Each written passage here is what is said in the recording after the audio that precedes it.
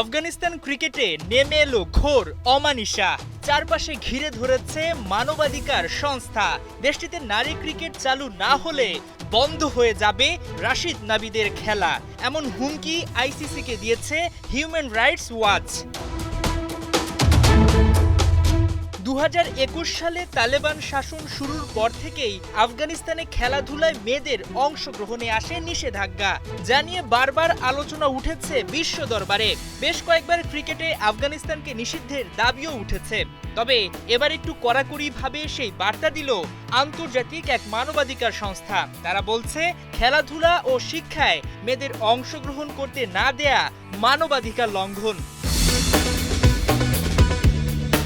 আইসিসির কাছে পাঠানো এক চিঠিতে করা হুঁশিয়ার দিয়ে জানানো হয়, যতক্ষণ না পর্যন্ত দেশটিতে নারীরা আবারও শিক্ষা ও খেলাধুলায় অংশ নেওয়ার সুযোগ পায়, ততক্ষণ পর্যন্ত আফগানদের আইসিসি সদস্য পদ থেকে সাময়িকভাবে ব্যান করা হোক এবং ইন্টারন্যাশনাল পর্যায়ে যাতে তারা ক্রিকেট খেলার সুযোগ না পায়। এছাড়া সংস্থাটি ভবিষ্যৎ নিয়েও আইসিসিকে সতর্ক করেছে। 2028 সালে লস অ্যাঞ্জেলস অলিম্পিকে যুক্ত হয়েছে ক্রিকেট। তালেবান সরকার নারীদের প্রতি অন্যায় করছে, যা অলিম্পিকের চার্টারের লঙ্ঘন। যদি আফগানিস্তান ক্রিকেটকে নিষিদ্ধ করা না হয়, হয়তো অলিম্পিকে ক্রিকেট ডিসিপ্লিনই থাকবে না। অবশ্য সংস্থাটি এই হুমকি দেওয়ার জোর পেয়েছে 1991 সালের এক ঘটনায়। সেবার তালেবান শাসনকালে আন্তর্জাতিক অলিম্পিক কমিটি নিষিদ্ধ করেছিল আফগানিস্তানকে।